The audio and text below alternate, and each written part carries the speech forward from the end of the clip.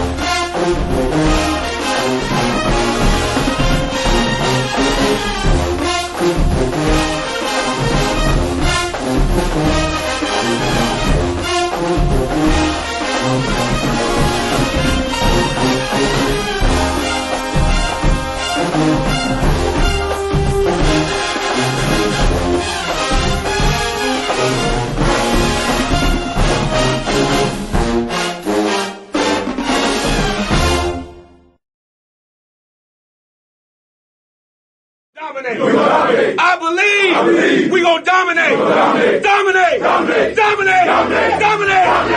Hi, this is Marva Nichols, Miss GSU 1991-92, and I have the Grambling State University head football coach, Coach Hugh Jackson, with me, and it's homecoming week. What's going on, Coach Jackson? What's up, Queen? It is a big week.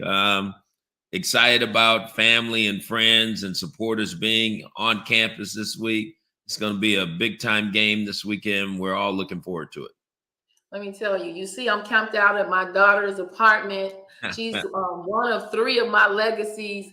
I got the young men yesterday in the studio back in Chicago, but I had to capture you here in Grambling. And so let's get right to it, Coach. So we know that last weekend was tough for all of us. I was telling the young men how my heart was just beating so hard. I could hear it in my ears. I could tell your frustration on the sideline. You and the entire team was just, I think, kind of overwhelmed with anxiousness at a certain point. So based on the game recap and, just what I just said, what are your thoughts on Grambling State's performance and the factors that led us to the loss? Although I can say it because I know my coach, you'll say no excuses. None. I don't, you're not going to say that it was somebody else's fault. No, I won't say that. I would say to you that we had our opportunities and our chances, and we squandered some opportunities away. We didn't play as well as I think we could play. And I think Alcorn had a little bit to do with that. But at the same time, you can't turn the football over. You can't give up big plays. You got to make the plays when they're there to be made. And that's part of football. Sometimes the ball didn't bounce your way. It was very disappointing. We had a chance to really separate ourselves from the conference. So that was more disappointing than anything. What I was very proud of is our guys fought extremely hard. There was no quit in the guys. There was no give up. But we learned some lessons there, and we got to grow from it if we're going to continue to head in the right direction, which I know we will. But at the same time, it was a tough loss for us. Yes, it was. The Grambling State defense had some notable moments in the game, forcing turnovers and scoring a touchdown. How crucial is a strong defense in close games like that one? It's very important. It's very important, especially on the road. When you're on the road, your defense has to do a great job. And I think they did. They did their part. We could play better offensively. There's no question in my mind. When you turn the ball over like we did, and everybody would think it's just the quarterback, wasn't the quarterback on certain things. It's a whole offensive team issue. Hadn't plagued us this year, but it caught us at the wrong time. And that's what's frustrating. When you don't want something to happen, it happens, and it could cost you a football game. Jesus Christ. I'm telling you, and it did. And it just fell apart right before our eyes. Now, Miles Crawley has just taken a lot of us to a place. He's in all of our hearts. We love him. We admire him. He's very special to Graham fam and as our starting quarterback. And he had a challenging game with 3 interceptions. As a coach, how do you typically support a quarterback after a game with multiple turnovers like that? You walk him back through it. And he'd be first to tell you there's a couple of throws he wish he had back. But the very first one, which led to a touchdown, that had not a lot to do with him. He got to learn how to eat the ball every now and then. But I thought, that was a offensive issue, unit issue. Wasn't just him. So we learn from it. He'll grow from it. I love the young man. He's our starting quarterback. He's a tremendous leader. He's competitive. He wants to do it right. You hate to say that those games happen. You got to push through that, and this is first opportunity of us all being together. And he has, and he will, and he'll come back stronger than ever. I believe that he has that BBP, that bounce back power. I have no doubt, Miles, that you will bounce back, and we're going to see the Miles that we know on this Saturday. Now, Coach, in the third quarter, Grambling State held a lead of 24-19. What do you think changed in the final minutes that allowed Alcorn to regain the lead, and how did you as a coach manage that game situation? Marva, there was a big play, that led to us not having an opportunity to really, in my opinion, take over the game. We were in the scoring zone, and there was an offensive pass interference called on Nashawn Dickerson. And I was just flabbergasted by the call. As a matter of fact, I thought our player was interfered with, number 8. And they didn't make that call. And so you got to live with those, they're human too. The officials are, but they don't understand that it's sometimes the difference in winning and losing. We would have had the ball on the 2-yard line, first and goal, with a chance to really maybe go up, another 7 points, 11 points or whatever that is. But it didn't happen that way. And so you got to make sure when you're on the road and you're playing those games, you got to make sure you take the referees out of it. You got to do everything you can. So I'm not blaming this on the referees. I'm blaming this squarely on myself, our coaching staff, and our football team of making sure we do a better job when we're on the road playing these kind of games. We got to take it out of everybody else's hands and finish these games and put the other team away. Yeah, but it's true. Everybody, I always say it's Grambling versus everybody. Everybody, they play us hard. It doesn't matter who it is, because we are the icon. And, fair is just fair. And so I'm going to say it. You don't have to say it. I'm going to say it. I just saw some things that they weren't right. And so, but again, woulda, coulda, shoulda, we have to move on, right? Yes, we do.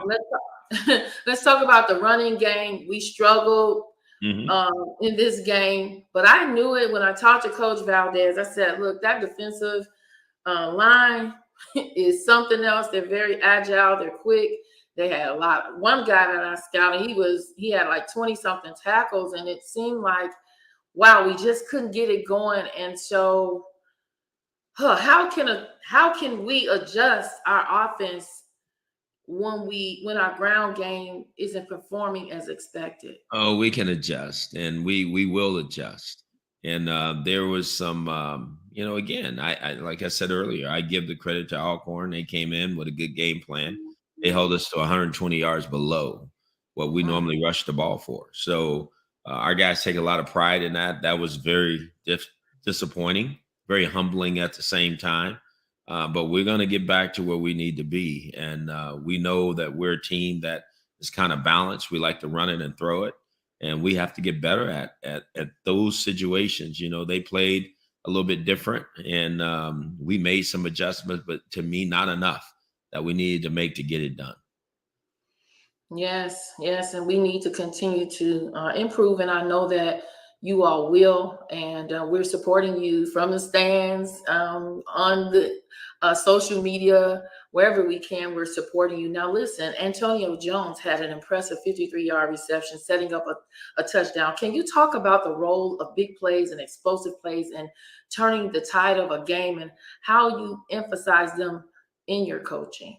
No, he is Antonio Jones is having a really, really good season. I think people see the athletic talent, the ability to make just phenomenal catches. I mean, he has impeccable timing to go up and get a football. And I think we're just seeing the start of how good this young man is going to be. He's still a young player. He's a sophomore, and so he has a bright future ahead of himself. And that's why I get so excited, because this is still a very young team that's emerging and still getting better and learning about themselves. But at the same time, we understand what the charge is. We got to go win football games. And that's what we plan on doing. And that you're saying you still have a very young team, and this is just your second season. And so, even in, talking with, the fan base sometimes, I let them know this is just the second season. Coach is building something. He's just getting some of his team, the guys he's recruited, in the system, teaching them his way. When I spoke with Antonio and with Sundiata, and even some of the other players I've had on the show, they always talk about how you are teaching them how to be a professional, how to take care of their bodies, how to get the rest that they need, the cognitive training that you're bringing to the table. And so people have to understand what you're doing. And it's just not a, twinkle your nose or, I dream of genie kind of situation. And so I'm always advocating for what you're doing. And so I just want to say, Coach, you're doing a great job. And we're light years better than we were last year. I mean, no doubt, Marvin, but I get it. Everybody wants results. That we're in a world that says get it done now, and I want to get it done as fast as anybody. I'm probably more disappointed than anybody, because that's what I want too. But there is a process to everything. I think we're right in the thick of it. We're in this race, and I think we can still finish the way I think we could when we started this. It's going to be fun. A year ago, we wasn't talked about being even close to being in this race. And I think this game this Saturday is huge at home in front of our fans and our supporters. And we need to go out and win this game and head into the bye with a lot of momentum, so we can come back and finish this season being the type of football team that I think we can be and go win the West. It's right out there for us. And I think we can do it. I think we can do it too. I think we can do it. And talking about this Saturday's game, Alabama A&M is ranked third in the East Division with a 3-3 record. How will the G-men protect the hold and capture the win for alumni on Saturday? We're looking to win. Everybody want to win on homecoming. You had that tough crowd at Alcorn. They were everywhere. Well, that's what we need. We need our family to be everywhere. We need the Graham family to be there and be loud and support these young men.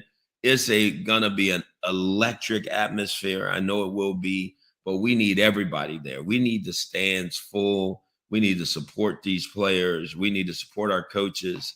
And we need to go out and go win this game and celebrate like a son of a gun when it's all said and done. That's what I'm saying, Coach. And you know what? I'm always ready to celebrate now. We want to celebrate all the time. And listen, I look forward to seeing all of the people tailgating, dancing, loving on one another. I will be at the G-Men Nation tailgate party where there's good food, good music, and a good time with my G-Men brothers and sisters, because you have the G-Men wives. And then I want to say happy birthday to the president of the G-Men Nation, my high maintenance brother, Herman Arby. He's going to kill me, Coach, for calling him high maintenance. But that's our joke. High maintenance Herman. But it's okay. I just look forward to being with everybody. And I would be remiss if I did not mention Dr. Roebuck and the world famed marching band and all of our students, all the Greeks, all the organizations, our faculty, staff and administration. And like Coach said, hey, be in the stands. Get out there and root for our Tigers, because they certainly would appreciate it, and they would love to see it. And so, Coach, are there any final words for you on tonight? No, I just want to tell everybody thank you for hanging in there with us. I think this is going to be a tremendous season. We've been through 6 games. We've earned the record we have. We know that on the back stretch is where you finish strong. We can finish strong. There's going to be tremendous momentum for this football team, not just headed in for the rest of this year, but headed into the future. And I think that is so, so important. Yes, it is. Well, with that being said, may the Lord watch over all of us and keep us this weekend as we celebrate our beloved Grambling State University. Thank you, Coach Hugh Jackson, for being with me and always being so eloquent and we just love you, Coach. I just want to say I love you, man. You are a wonderful individual. I'm so glad that God sent you our way. And I believe that greater is coming. Like they say, the best is yet to come. And so, G-Men, we're rooting for you. We love you guys. Keep on fighting. And with that being said, I'm signing off as I always do. It's all good. It's all God, and it's all Grandma. Happy homecoming, everybody. Love you guys. Hey, it's Queen Marva. Thank you for joining me on the HueDat Podcast. And remember to subscribe to our YouTube channel, and I will see you on the next episode. Peace out. You better known as the G. I'm black and gold down from my head to my feet. You can tell I got that tiger in me. I'm so grand fam.